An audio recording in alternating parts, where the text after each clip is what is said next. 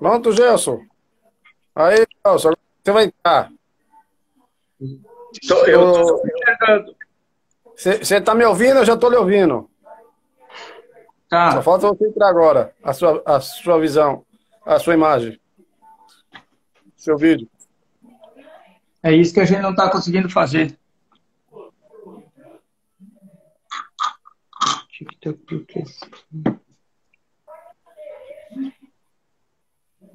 Mas a gente não pode fazer sem o senhor enxergar a minha imagem?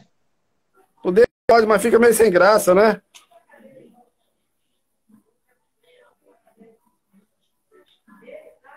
Veja aí, ó. Eu vou tirar uma foto e vou mandar para você. Você tem que entrar aí em duas bolinhas para me adicionar também. Tem umas duas bolinhas. Eu vou tirar uma foto aqui para mandar para você. Vou lhe mostrar qual é. Você está me escutando ainda?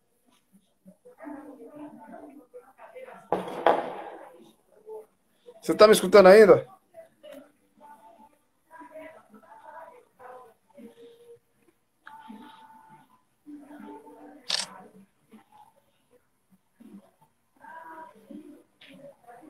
Você está me escutando ainda, Gelson?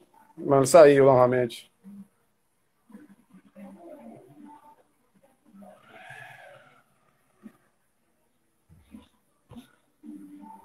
Você saiu novamente, Gelson.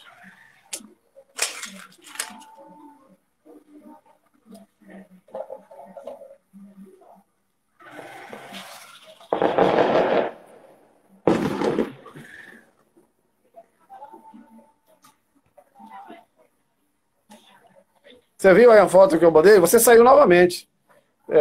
Você viu a foto que eu mandei? Tem duas bolinhas aí embaixo dessa tela do Instagram. Quem tá com você aí? Pronto. Você aperta nessas duas bolinhas aí que vai aparecer meu nome, Cordelinho Bordenito. Aí você clica dentro dessa bolinha. Aí vai aparecer a sua imagem. Agora você tem que entrar, que você saiu do ar.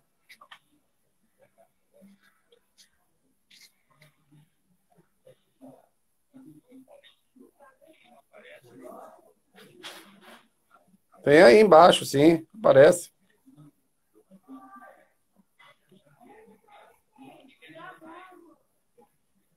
Agora, porque você saiu do ar novamente. Por quê? Não estou nem ouvindo mais você.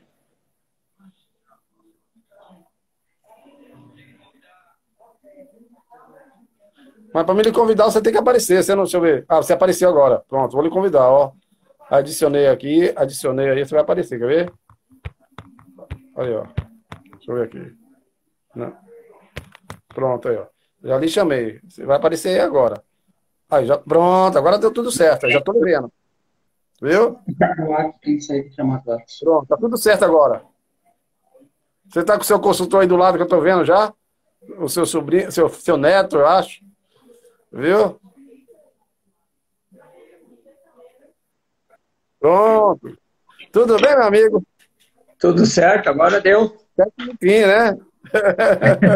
Deu tudo certo agora. Era aquelas duas bolinhas mesmo, foi? Que eu falei? Sim. Então pronto. Gelson, um prazer estar com você falando, né? Acho que a gente já tem um ano, ou mais de um ano que a gente vem se falando, né? É, mais de um ano E já. mais de um ano, exato. Foi em dezembro de 2018, eu acho, que a gente começou a conversar. Aquele sufoco seu nas vendas de carneiro para o Natal. Isso Mas, aí. Gelson, é o seguinte. Nós vamos ter uma hora de conversa e, às vezes, nessa uma hora, pode acontecer uma interrupção, porque a live só dura uma hora. Então, ele mesmo desliga automaticamente. Eu vou Tá tentar lhe bem. avisar, para depois eu retorno para a gente ir para os finalmente do bate-papo nosso, certo? Tá bem. Nesse primeiro momento, como eu lhe disse, você vai ter 10, 15 minutos para falar sobre o seu empreendimento, o frigorífico Laranjeira, desde quando você teve a ideia e começou, até o momento de hoje. Não se preocupe em ter esquecido ou tentar falar tudo, porque qualquer coisa eu lembro depois a você, na sessão de perguntas, né, e de bate-papo eu com você. Se tiver alguma pessoa, você está vendo aí alguns nomes de algumas pessoas aparecendo aí, e pode ser que alguém faça Sim. alguma pergunta. Fazendo alguma pergunta, eu vou anotar aqui e lhe direcionar a pergunta para a gente não passar batido. Tá bom? Tá bem. Então, Tranquilo. tem aí uns parentes seus aí que eu estou vendo, né? O Emerson, o Bronzatti É, Emerson. É filho? Faz parte do grupo da família aí do abatedouro. Ah, que ótimo. Meu irmão. Então, veja só. Os primeiros 10, 15 minutos você vai falar desde que você teve a ideia, por que você teve a ideia de montar um abatedouro, esse frigorífico Laranjeira. Fique à vontade e fale aí. Comece a falar sobre sua história um pouco. Na verdade, o histórico do negócio, né? Por que surgiu? É.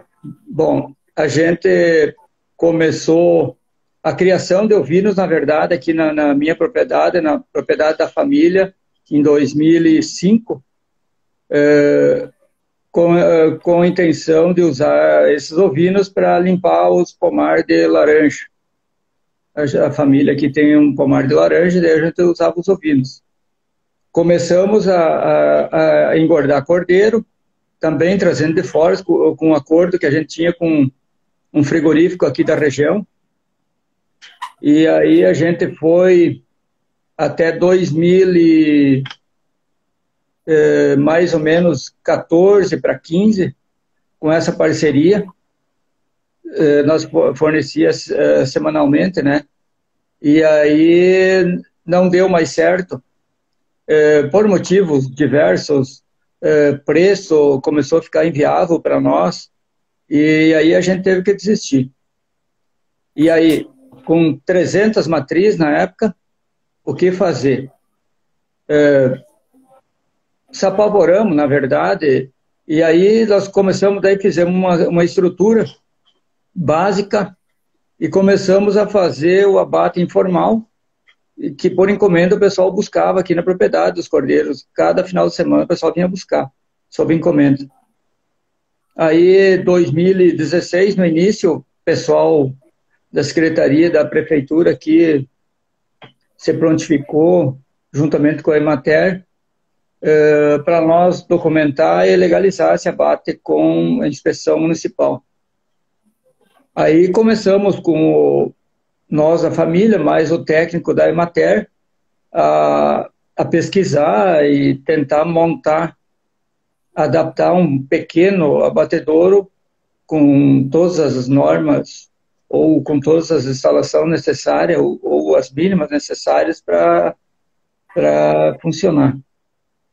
E aí a gente montamos, eu acho que foram 3 projetos, e enviava para Porto Alegre para o estudo, né, do projeto. E aí, no terceiro, a gente acertou todos os detalhes, com todos, ficou dentro das normas, com o tamanho também, que a gente montou ele assim, com a capacidade que seria de 50 cordeiros semanal. É a capacidade que tem toda a estrutura que a gente montou, desde a parte de tratamento de fluentes, o fluxo interno, mais equipamentos, é isso. Então, 2016, setembro, a gente concluiu toda a ampliação e todo o prédio, e 2016 foi, setembro de 2016 foi a inauguração daí. Aí a gente já estava em dia com tudo. Foi bem rápido até, por sinal, porque a estrutura mínima que a gente tinha serviu, só foi feita as ampliações necessárias, então foi mais rápido. Então, setembro de 2016 foi o ato inaugural, uma previsão que a gente tinha na época de 20 a 30 cordeiros semanal. Até hoje a gente não chegou nisso. Então, essa é a história. Só para aproveitar aqui e ajudar também, me perguntaram aqui se tem fotos interna e externa estrutura. Teve uma pessoa que perguntou. Eu vou aproveitar e dizer que quem quiser ver alguma foto, pelo menos pela minha busca na internet, bote frigorífico Laranjeiras Panambi. Né? Panambi é o município? Sim, Panambi, Rio Grande do Sul, é município. Em torno de 40 e poucos mil habitantes.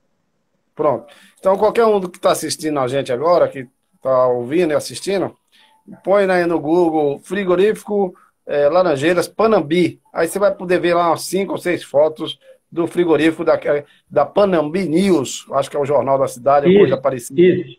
E aí vai poder ver algumas fotos, a quem acabou aqui me perguntando. Mas vamos lá, gente. Na verdade, assim, a gente nunca fez muitas divulgação de fotos. Então, na verdade, o que a gente fez muito foi receber pessoas para visitação, né? Vários Imagina. interessados, prefeituras da região e tal, universidades. Então, mas foi visitações mesmo, foto não foi colocado muito à disposição. Eu estava brincando com o nosso amigo lá de Sapiranga, o que também faz parte do nosso grupo, nossa associação, que é o João Bernardo. E o Gil está dizendo, ó, João, essa palestra, esse bate-papo vai ser bom, porque Gelson incorpora a vontade de todo pequeno produtor, ou qualquer produtor. Qualquer produtor quer ter um frigorífico, né? Quer ter produtor de ovinho quer ter um frigorífico. Que ele acha que com frigorífico vai resolver meio mundo dos problemas dele, né? Aproveitando Mas eu confesso para ti que eu já tive mais vontade do que agora. Mas voltando à história ainda da estrutura do frigorífico, e aí as perguntas começam a surgir aqui, por qual motivo não chegar a bater os 20 animais, e que ao longo você vai responder. Essa amiga nossa que acabou de perguntar aqui, Elane, não sei de onde é ela, não se identificou, se é profissional, se é criadora, enfim.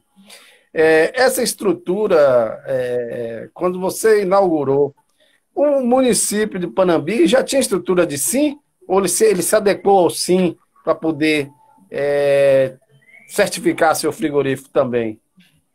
Na verdade, naquela época, o SIM tinha para outras atividades, assim, para abatedouro. Eu acho que devia ter um para bovinos. O município devia estar já adequado, o sistema. Só que de ovinos daí não, mas daí a gente fez visitas e tal em outros, até para fazer um estudo do funcionamento, né, dessa estrutura. Mas o município já devia ter, sim. Pronto, então o município tinha já uma certa estrutura para poder ele certificar como sim perante o município. Sim, Né, para falar desse que a gente não conseguiu atingir a meta, só para esclarecer, o nosso município não é tradicional consumidor de ovinos. Na verdade, são algumas criaçõezinhas para consumo e tal. Então, esse é um dos motivos que a gente não conseguiu, em 40 mil habitantes, ultrapassar 20 animais semanal. Eu lhe pergunto outra questão. O investimento, como foi o investimento inicial para você montar essa estrutura física do frigorífico? Algum financiamento? Foi do seu bolso? Assim, ó, a gente financiou 50 mil na época e o restante foi recurso próprio. Então, incluindo tudo o que foi feito entre estrutura, equipamentos, veículo de transporte, em torno de 100 mil reais a gente custou essa brincadeira. 100 mil reais. Então, 50 mil de vocês e 50 mil da onde? Banco. Banco. Certo. Foi alguma linha de crédito especial ou normal? Sim, via... eu acho que via Pronaf, que a gente financiou daí a estrutura da construção e mais alguns equipamentos dentro da linha Pronaf. Quantos funcionários aí o município exigiu para adequar, para poder trabalhar o frigorífico de vocês? Na verdade, a gente tinha a mão de obra familiar, né? Uhum. Mas hoje, nesse enquadramento que a gente possui, a lei permite um funcionário. Então, a gente tem um funcionário e mais nós, a família. Mas eu e o Emerson, o meu irmão, e aí todo o pessoal da família é envolvido. A minha esposa faz a parte de Na hora do abate, burocrática. quantas pessoas na hora do abate? Uns 5 Só total? dois. Só dois. Só 2? Só duas pessoas. No dia, no abatedouro sempre só trabalha duas pessoas. O dia do abate são duas pessoas e no dia depois da carne pronta, que é resfriado, que a gente faz o preparo das entregas, aí também duas pessoas. Sempre duas pessoas só. O abate é automatizado, alguma coisa? Não? Assim, pistola, alguma coisa? Sim, choque. Tem o brete de espera, o animal chega, é o choque adaptado, o choque de suíno, aí tem a comporta que ele cai dentro do setor de sangria, ele é içado com um aparelho, esses de pedreiro aí, elétrico, e aí é manual, a gente não tem linha, assim, uma sequência todos os dois fazem a mesma coisa lá dentro, na verdade. A gente abate, faz a esfola, coloca ele no trilho e uma pessoa vai fazendo, tirando as vísceras e fazendo toda a limpeza e a outra pessoa já começa a bater o outro. É assim que funciona. Então sempre fica um só para, digamos, a abertura da cavidade e tirar as vísceras. Isso. E o veterinário acompanha todo o abate do início ao fim, o veterinário municipal. O municipal, entendi. Eu lhe pergunto outra coisa, Gelson. E aí no outro dia, que você tem uma câmarazinha lá também de resfriamento, né? Para botar as carcaças. A gente tem duas câmaras, na verdade, duas câmaras pequenas. Capacidade 24 horas. 24 horas a gente usa de resfriamento. Sim, você me disse também que quando começou praticamente comercializando carcaça, né? Sim. A gente comercializava carcaça e logo em seguida a gente começou a fazer bandejas de cortes. Com aquele filme, aquele plástico e tal. Foram poucos dias, na verdade, com isso. Aí a gente percebeu que não funcionou e logo já fomos pro vácuo. Foi confeccionado embalagens e fomos pro vácuo. Porque, na verdade, aí deve ter alguns açougues na cidade que vendem o carneiro, né? Teve alguns açougues desses que começou a comprar na sua mão, até por conta do serviço de inspeção municipal, né? Que aí o município não ia deixar mais ninguém comercializar ovinos que não fosse o de vocês, né? Aqui a gente conhece esse nosso concorrente como o clandestino, né? Que é o informal, na verdade. Existe, mas assim... Mas são nas épocas festivas, onde aumenta bastante a procura, né, a demanda, aí é a hora que entra a informalidade, mas assim, durante o ano, já não tem muito problema com isso. Mas tem. E aí é uma concorrência desleal, né, com preço, não tem como a gente combater isso. Com certeza, né? Isso realmente, você falou tudo, é uma concorrência desleal. Eu lhe pergunto outra questão. Vocês ficou limitado a comercialização por conta da pouca demanda do município de Panambi a trabalhar com a média de 20 animais por semana. Eu lhe pergunto, em algum momento foi feito algum tipo de trabalho, pesquisa de mercado, mostrando que não ia ter mercado suficiente para vender 50 animais por semana?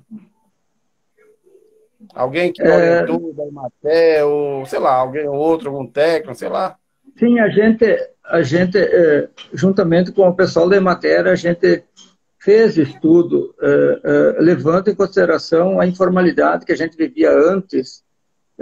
Sem muita divulgação, a gente conseguia vender uma certa quantia. Então, a gente apostou que com divulgação e vários eventos que foram feitos para despertar o consumidor, apostava que a gente chegaria a 30 semanal. Só que isso não aconteceu. Motivos município não tradicional consumidor, preços que são mais elevados que algumas carnes, então o consumidor acaba escolhendo por preço. Quando não se tem como paladar principal ou ter o gosto pelo cordeiro, fica difícil pagar para comprar e pagar mais caro ainda. Então, não rodou, na verdade.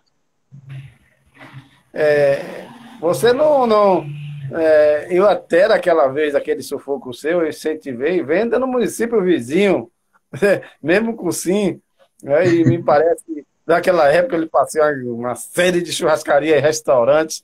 Não sei se o município foi Juí que eu passei, ou foi o outro, que ficava a 100 quilômetros do seu município, e era um município de 200 mil habitantes, sei lá, ou mais. É Passo Fundo. Foi o pessoal me falou, foi Passo Fundo. Passo Fundo, foi exatamente, Passo Fundo, com a proposta de lhe ajudar nesse sentido, para poder você dar vazão aos seus produtos, né? Quando nada seus cortes, as suas carcaças, enfim. Na verdade... Mas hoje a gente está aí com essa medida provisória, né? Permitido vender nos municípios vizinhos, só que o momento também é delicado para nós se expor a fazer visitas para mercados, mas assim, a gente já está conseguindo atingir alguns municípios aqui que está, dando sustentabilidade ao empreendimento graças a isso, né? Então, a gente conseguiu ampliar as vendas agora, que supriu essa lacuna de quantidade que a gente tinha dentro do município. Então, a gente agora continua, mesmo com pandemia, com os 20 e pouquinhos aí semanal, indo, sabe? A gente está indo. Assim, eu com vários projetos de se mantesse essa autorização, né, sanitária, com visitações programadas para outros municípios e com potencial para chegar nos 30 que a gente tanto deseja. Eu lhe pergunto, tem um movimento no Brasil, em alguns estados, e eu não sei se Rio Grande do Sul, com certeza Rio Grande do Sul deve estar com esse movimento também, que é de regionalizar o CISB, né? Ou seja, pegar 10, 15 municípios, 10, 15 prefeituras, ou 5 ou 10, sei lá, e tornar o SIM, que já tem uma certa estrutura a esses municípios, tornar o CISB, digamos assim, municipal, regional, tipo um consórcio, sei lá. E eu estou vendo muito esse movimento do Ministério da Agricultura em alguns municípios aí na região centro-sul do Brasil. Seria consórcios isso? Intermunicipais? A gente poderia falar que a palavra é consórcio. Porque eu não ouvi falar disso aqui, porque alguns municípios fizeram adesão a isso. Exatamente. O nosso não está incluído. Então, mas a gente já buscou via Estado, a gente tem documentos lá esperando liberação, né, nesse sistema, mas só que agora tudo está meio parado, né? Então a gente está se beneficiando um pouco dessa medida provisória, momentânea, né?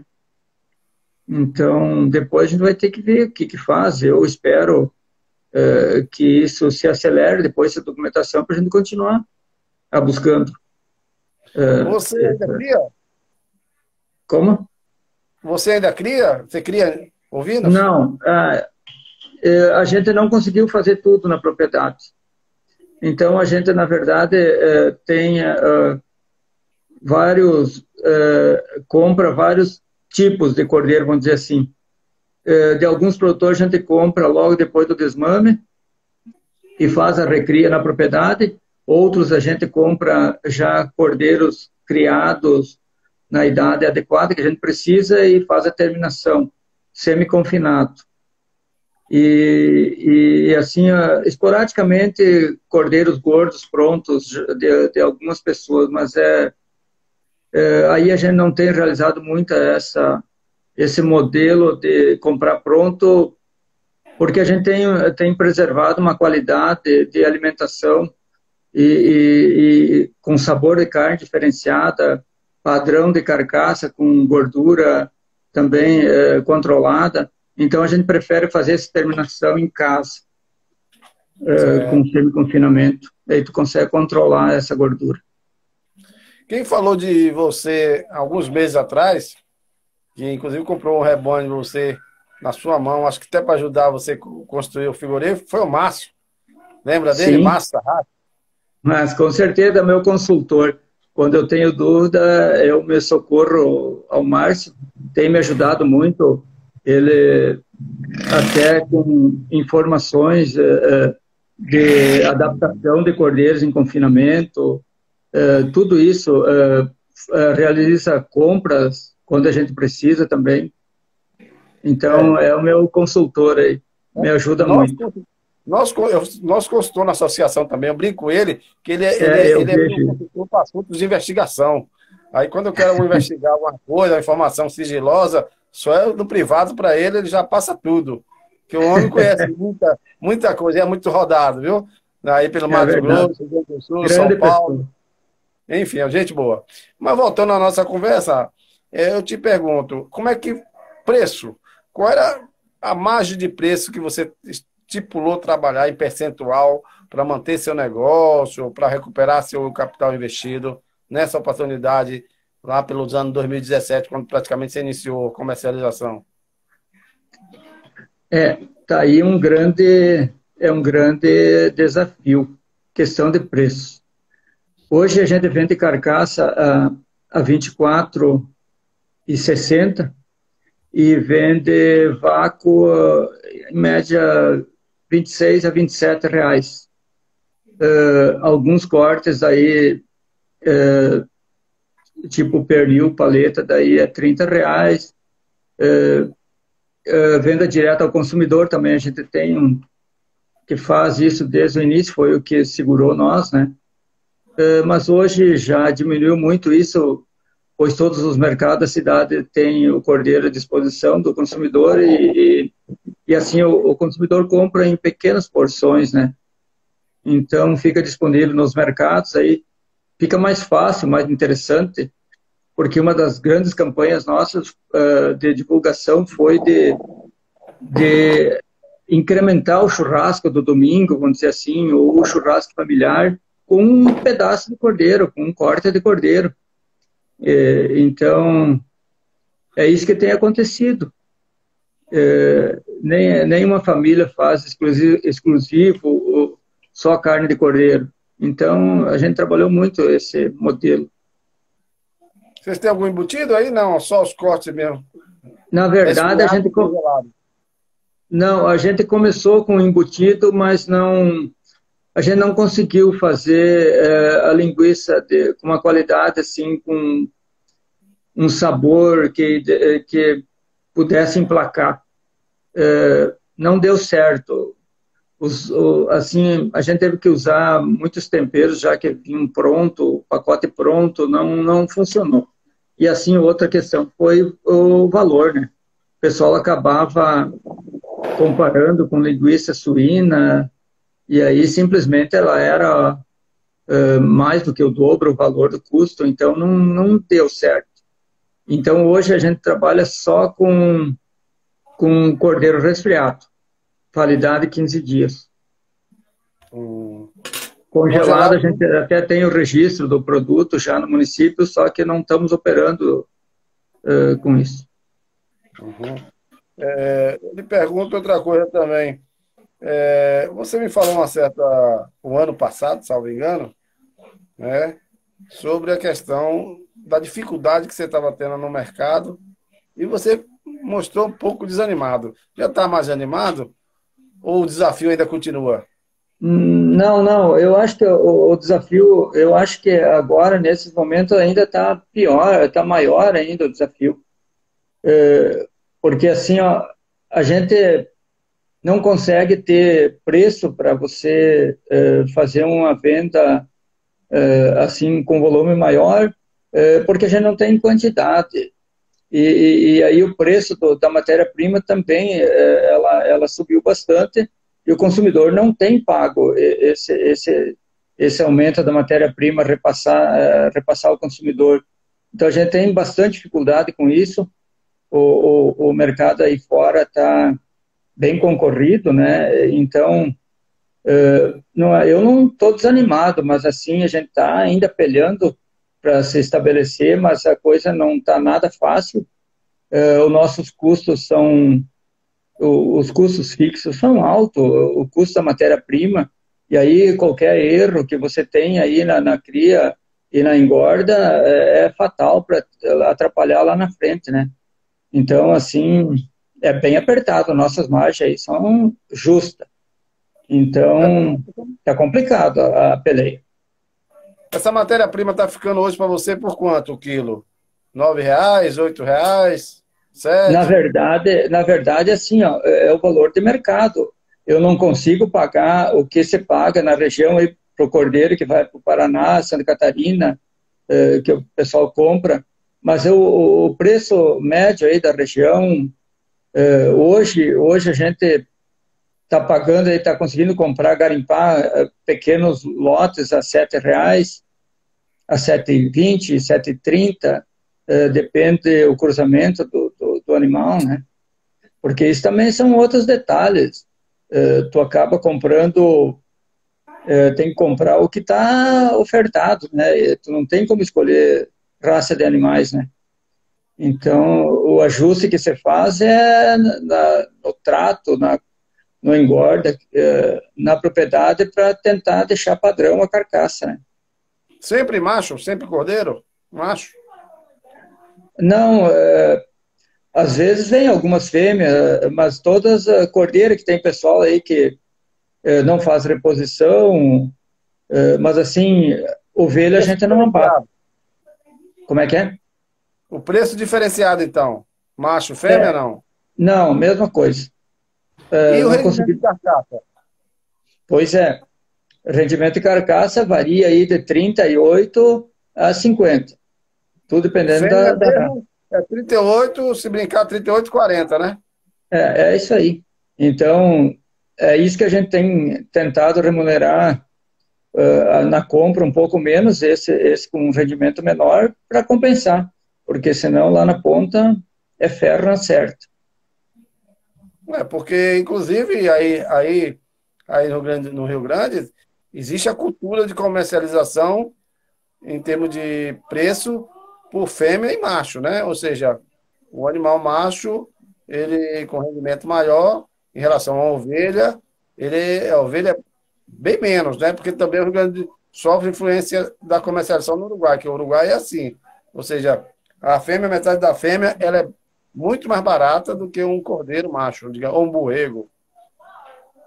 Mas assim, não chega a dar 10% de fêmea que a gente adquire.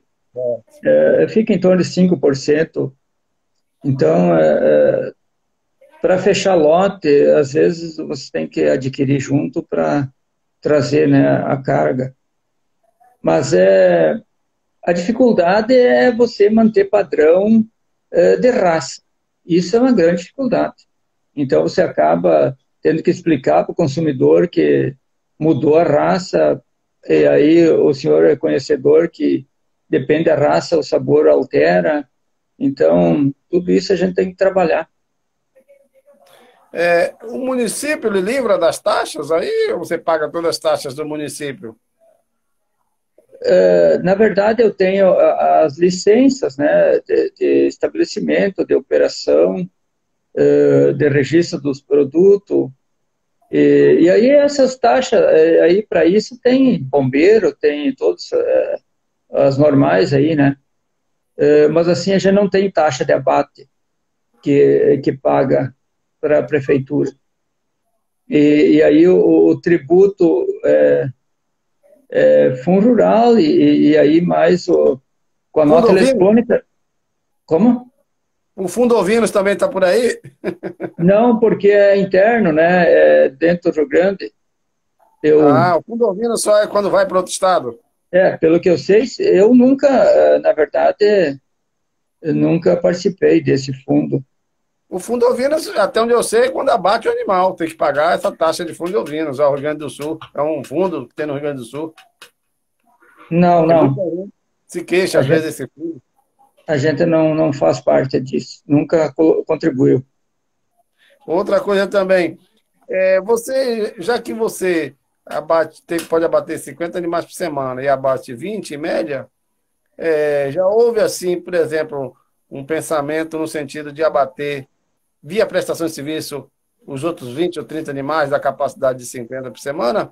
Ou nunca imaginou, nunca houve demanda nesse sentido? Tipo assim, então o cara abate lá no município, como você falou anteriormente, clandestinamente e vende lá um açougue. Então, tem os animais, traga cá que eu abato e ele cobra os X reais para abater, para você gerar mais uma receita no frigorífico. É que, na verdade, assim, ó, essa prestação de serviço foi uma das opções que a gente não aderiu. Porque, assim, ó, nós, com a nossa mão de obra, a gente se ocupa em outras atividades durante os dias que não funciona no abatedouro. Então, assim, nós pensamos e tal que aí a gente teria que deixar pessoas só direto trabalhando no abatedor. É, E assim, na minha humilde percepção, eu acho que eu ia estar alimentando o concorrente. é, Não acho interessante isso, não. Nem um pouco interessante, na verdade. a sua primeira parte da sua explicação é bem fundamentada na medida que, como você disse, você está, às vezes, fazendo outra atividade na propriedade de Sim. vocês, que é a agricultura familiar, digamos assim. Então, está fazendo outra coisa que aí não tem tempo, já que a mão de obra é necessariamente familiar, no caso vocês, então vocês estão ocupados com outra atividade. Então, aí não tem disponibilidade realmente para estar fazendo isso, né? Porque Mas, assim, ó, só para deixar claro, a nossa propriedade, ela tem pomares de citros, tem lavoura também, a pequena lavoura, então a gente se ocupa a semana toda envolvido nos afazeres da propriedade. Então, não tem como você deslocar só uma pessoa, ou duas, ou três. Aí teria que terceirizar o abate. Daí a gente desenquadra da finalidade. exatamente, exatamente. Foi só uma curiosidade, por quê? Porque hoje, esses frigoríficos, os maiores, para não ficarem ociosos, a prestação de serviço ela vem ajudar a alimentar um pouco a receita, né? Para poder, pelo menos, reduzir despesas do frigorífico. Então, muitos estão disponibilizando planta. Inclusive, no Rio Grande do Sul mesmo, muitos aí abatem para outros que têm, digamos assim, um entreposto, né?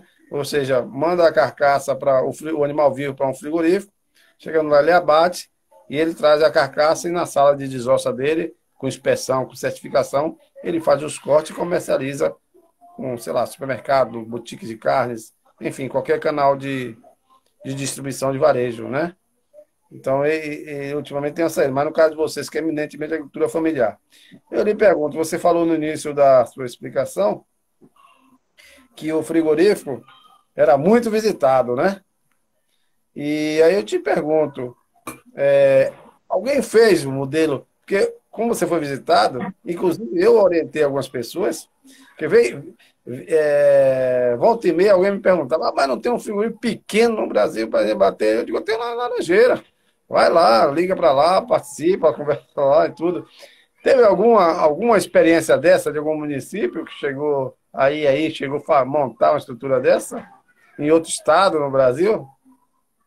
Na verdade, foram várias visitas, mas assim, ó, pelo que eu sei, ninguém, eu acho que fez essa instalação, pelo que eu tenho conhecimento, mas foram várias pessoas, sim, que até levaram a planta e tal, para tentar fazer, montar, mas eu não tenho conhecimento se alguém fez isso. Até Eu acho que o nosso é o frigorífico menor do Brasil, né? Não é isso? Com certeza. Com inspeção sanitária é o menor do Brasil. É um Né? Deve ter. privilégio e, ao mesmo tempo, Você vai fazer um turismo aí. Agora você tem que partir de agora, quem quiser visitar, depois dessa nossa live, você vai cobrar. Você vai cobrar, é uma forma de agregar valor ao seu negócio, né? É fazer um turismo de agronegócio, digamos assim, né? verdade. Mas olha só, Gelson, eu lhe pergunto, hoje em dia, qual é nós estamos entrando na entre-safra, não sei aí no Rio Grande do Sul, como é que está a situação. A matéria ao longo do ano, esses 20 animais, você não tem dificuldade de conseguir? Ou tem, se pagar um preço maior, não é mais fácil? Essa também é uma das dificuldades nossa, é de fazer estoque.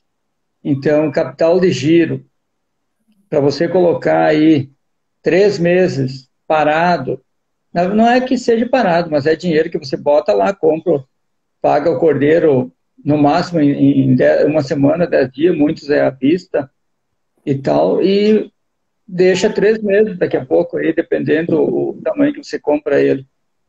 Justamente para aproveitar a oferta da safra para passar o período entre safra. É isso que a gente tem feito. Então, a gente sempre tem trabalhado aí com estoque de cordeiro para 3 meses, na verdade, com estoque garantido para não ficar sem na hora que precisa, né? Nos períodos Exatamente. críticos aí. Quantos metros quadrados tem um frigorífico de área construída? Qual o tamanho dele? Me perguntaram aqui agora. Na verdade, a área de processamento em torno de 100 metros quadrados, daí tem mais o aprisco com mais 20 metros quadrados, mais 30 metros quadrados, que é a compostagem, ou a composteira, como se diz. Então, é 100 e poucos metros quadrados total. Eu Coisa vi, bem parece que eu vi pequena, na né? foto, ele tem 3 níveis, é? Três Sim, níveis, não é sim. todo um vertical, não, tem 3 níveis, por quê assim? É o terreno mesmo ou qual foi? Não, é que na verdade a parte mais alta, onde é o abate que tu precisa para levantar o animal, né? E aí foi estética mesmo, na verdade, que a gente fez isso para ficar um pouco mais bonito e aproveitou o terreno, mas o piso dele praticamente é o mesmo nível. Não Aham. tem, é só a parte de telhado que muda, na verdade. Estão me perguntando aqui se você já pensou em tornar um CIA, Inspeção Estadual. Eu já tentei, mas o Estado não libera, pelo que me passaram, abate. Não enquadrava no.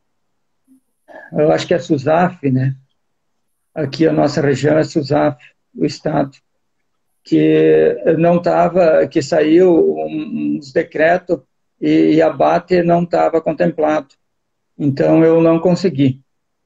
E o que eu estava tentando era um abate com inspeção municipal, com todas as regras estaduais, que o município continuava fizesse uma parceria e tal com o Estado, e é isso que a gente está tentando. Eu vou falar uma besteira aqui, eu acho. É, quer dizer, você não consegue inspeção estadual por conta de algumas, digamos assim, exigências técnicas da SUSAF. Não quero aqui ver o mérito dessas exigências. Imagino que, como eu sou veterinário, que sejam exigências dentro de uma legalidade. Mas aí eu te pergunto, te falo outra coisa. Como amanhã depois você pode ser CISB? Quer dizer, o sim, de repente, pode ser CISB, que aí pode vender em qualquer estado, não é só dentro do Rio Grande do Sul. E o SUSAF, né, SUSAF, sei lá, não pode. Eu não entendo esse tipo de coisa. Então, de Ah, repente, é mais fácil você ter CISB do que o teu CIA. na verdade, a gente mandou documentação federal para o federal também. Só que o retorno que eu tive foi assustador. Não se enquadra o nosso modelo de abatedouro no modelo federal. Então, eles consideram que tem que ser grande, então, inviável. O que veio de exigência e tal, inviável. Totalmente inviável. Eu Então, conheço. Pensar em federal é complicado, né? A gente sabe que está tendo esse esforço aí desse tal CISB com os consórcios municipal. Se for por esse caminho, você nunca vai ter nem CISB também, né? sim, Agora, se for pela facilitação, facilitar em termos de consórcio municipal, porque, na verdade, o Ministério delega e o CISB é o Estado. Ou seja, o Ministério da Agricultura delega ao SUSAF, aí no Rio Grande do Sul, a fazer a gestão do CISB, né? Então, eu acho sim. também difícil também você ter CISB, né? Tá Por esse complicado. raciocínio, né? Mas eu vou já adiantar para quem está acompanhando que se nós não mudar esse modelo de conseguir vender fora do município, a gente vai deixar de ser o menor do Brasil e vai desaparecer, com certeza. É porque realmente aí você já está fadado ao, né? Realmente já está limitado a isso aí que você está nesse momento, Isso né? aí.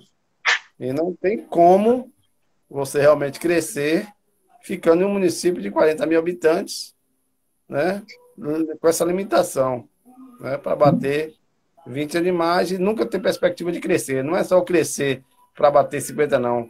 Até não crescer de crescimento físico da sua estrutura, não é? Já Verdade. vai ficar limitado nos 20, 50 animais.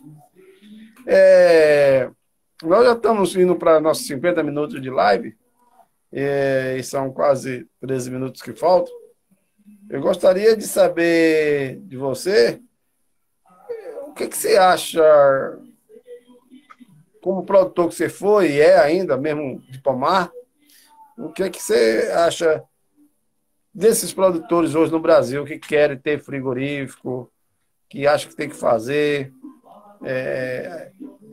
que ele tem que abater, enfim, que quer viabilizar a agricultura familiar, porque tem os animais, aí monta uma associação, uma cooperativa, ou individualmente que é difícil, e com uma cooperativa, uma associação seria mais fácil. Qual é o seu pensamento? Assim, ó, individualmente, totalmente, eu não ia recomendar para ninguém fazer isso. Assim, ó, eu gosto muito de produzir e eu recomendaria os produtores, independente da quantidade produzida, se organizar na parte de produção e não se preocupar em querer fazer a parte final, que é o abate. Fazer parcerias, que eu acho que a coisa funciona muito bem. Eu acho que a gente não fez esse estudo direito quando optou por fazer o abate. Então, agora a gente tem que correr atrás disso para tentar organizar, né? Eu gostaria muito de fazer parcerias com produtores da região ou num raio aí de 200 quilômetros que garantisse o abastecimento. Até tenho feito em pequena escala com algumas pessoas, mas essa parceria vai até onde você consegue pagar. Eu estou falando da nossa experiência, tá? Porque assim, ó, o teu parceiro, por 10 centavos, 20 centavos, ele vende para outro comprador. Então, difícil isso. Eu gostaria muito de deixar claro isso, que a gente está aberto a fazer parcerias, que eu acho que é o interessante. Quem tem aptidão de produzir, tem que produzir e organizar muito essa produção, ficar profissional mesmo, e fazer parceria com quem faz essa parte final, que não precisa ser nós, mas quem faz abate, e não querer resolver fazer todas essas a cria, a recria, a engorda e o abate, todo esse ciclo dentro da propriedade é muito complicado. Então, hoje a gente está aí desesperado atrás de fazer parcerias com produtores. Então, eu acho que isso é a coisa que mais funciona. As vísceras e as peles, vocês fazem o quê? Já que é tão pouco os animais que vocês... Algumas peles, dependendo da qualidade, a gente curte e vende nas agropecuárias. Vísceras, a gente faz cozimento para porcos e peixes. Então, e aí na compostagem o restante o que não se ocupa. Eu não consigo agregar valor em nada de outras coisas assim. Então, na verdade, o valor é a carne e nem em miúdos não se tem tradição de consumo na região. E a Emater, que foi uma das que ajudaram junto com a prefeitura e tudo mais, elas têm visitado vocês, têm perguntado qual é o comportamento dela, que foi muito proativo em 2016, 2017 e hoje, 2020. Eles se preocupam com o seu dia a dia, do seu empreendimento? A Emater sempre é um grande parceiro, mas depende muito, essa parceria de você buscar eles também. Porque eles têm muitas, o nosso município tem muitas agroindústrias de outros segmentos, então a ocupação deles também é bastante. Mas sempre fui bem atendido quando solicitei, sem problema nenhum. Está lá na parede a assistência prestada deles, a placa que ela é assistida pela Emater também. Então, são grandes parceiros e ajudam muito a organizar o que você busca. Eu gostaria de deixar agora um tempo, antes de ir para os finalmente, nosso bate-papo, para você ficar à vontade para falar. Já aproveito a oportunidade para lhe perguntar o que é que você acha desse nosso movimento, da associação, que a gente está procurando, através dessas ferramentas hoje digital, virtual, conhecer todos os parceiros nossos, amigos nossos, que estão nesse grupo, nesse movimento dessa Associação Brasileira de Empresas do Agronegócio Caprino Ovino. Todos, pelo menos nós, nos conhecemos. Um dia desses nós tivemos uma live com a dona de frigorífico no Acre. Imagina, no Acre, né?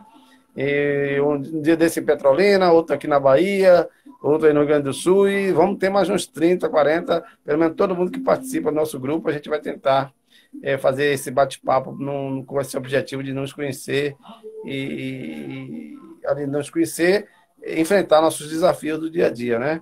Perante as instâncias aí, federal, estadual, para nos ajudar a colocar a cadeia produtiva do ovino e caprino de corte como grande produtor de proteína animal no Brasil e, quem sabe, até para exportar. O que é que você acha desse movimento? Eu acho que é interessantíssimo, numa época de dificuldade, a associação pensar nisso, tem desenvolvido vários segmentos, né? E essa associação é composta por vários profissionais que ajudam, né? Eu vejo dúvidas aí que o pessoal faz, sempre tem uma pessoa com conhecimento para responder.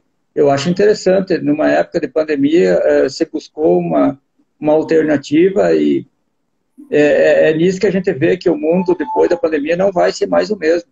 Então, a gente buscou, vocês da associação, nós, todos estamos buscando alternativas, né, para divulgar e se estabelecer, buscar conhecimento, troca de informações. Interessantíssimo isso. Você me falou uma certa feita, né, que inclusive já foi à Holanda, né, conhecer lá a agricultura de lá, né, da Holanda. Nesse tempo você ainda não mexia com ovino ainda, né? Não, já mexia sim. Foi, na verdade, logo depois da nossa inauguração. Inclusive, eu falei para meus companheiros que a gente estava lá, se podia trazer essa genética que eles tinham lá da raça Texel. Fantástica a raça que eles têm lá, bem diferente dos nossos. Eu não sei, eu achei fantástica a raça de têxtil deles. Então, isso que eu pedi para os meus amigos, vamos levar no avião um exemplar. O Rogério aqui, que é nosso parceiro também, e companheiro da associação, no grupo, é de Minas Gerais, perguntou qual foi o investimento para montar o frigorífico. Rogério, ele me falou que foi R$ 100.000, né? Se eu estiver errado, já aproveita a oportunidade e já fale aqui, Gelson. Foi R$ 100.000 para montar esse pequeno frigorífico, digamos assim, com sim. O Nilson Micel, deve ser seu amigo, botou aqui. Boa noite, Gelson. Meu Nilson. Amigo, foi o senhor que veio fazer a vistoria e a classificação na minha matriz para fazer a venda, que o Márcio tinha acertado. Grande, Michel. Profissional, de qualidade. Nós temos muitos profissionais bons nesse Brasil de ovino, de história e realmente de competência e de qualidade, né? Os animais mais aí que vocês abatiam, que raças eram? Só para uma curiosidade também. O seu Michel é testemunha que eu tinha uma qualidade muito boa de seleção na raça Texel, que eu hoje fico triste quando me lembro do plantel que eu não tenho mais. Mas o Texel, para nós aqui, era excepcional. O Nilson está dizendo que ainda tem algumas lá na casa dele. Algumas ovelhas. Muito bem. Tenho saudade da minha genética. Ele pergunta, e os animais que vocês abatem hoje, você tem alguma limitação no tamanho de carcaça, peso, alguma coisa? Sim, a gente tem evitado carcaças acima de 42 quilos e assim, padrão para nós comercializar é 15 quilos. Uma carcaça excelente, a carcaça mais procurada pelos consumidores é 15 quilos. Um animal vivo de 42 quilos para obter uma carcaça de 15 quilos, 18? Daí depende da raça, né? Mas assim, 15 quilos é o ideal que o consumidor procura. Bem, uma carcassinha bem acabada, vistosa. Eu lhe pergunto, fique à vontade para falar aí. Agora pode encerrar. Fique à vontade aí. E já lhe fiz a pergunta sobre o que você achava do nosso movimento. E aí você fica para suas considerações finais. Já estamos faltando 2 minutos para encerrar.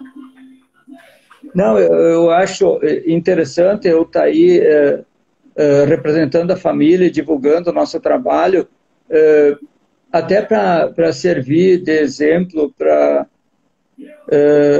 erros e acertos para eventuais interessados em fazer esse sistema de abate. Então, a gente está aí para ajudar, está aí para prestar esclarecimentos. A gente viu que errou muito e corre atrás para acertar algumas coisas, mas eu acho que nós, na família, a gente tinha mesmo, o dom era de ser produtor e não fazer o comércio. Esse comércio é uma área que a gente, como produtor, não domina. Então, hoje a gente está aí num desafio grandioso de fazer parte comercial, administrativa, contábil. Então, tu tem que ser um 10 em 1 aí para dar conta do recado. Coisa bem complicada. Eu vou agradecer você, está aí faltando 20 segundos. Muito obrigado. Continue tendo com a gente como parceiro, para lhe ajudar, para lhe dar ideia. E estamos aí, tá bom? Um abraço e muito obrigado por entrar nessa live com a gente hoje. Agradeço a associação, a você aí, tudo é bom e abraço a todos que nos assistiram. Obrigado. Um abraço.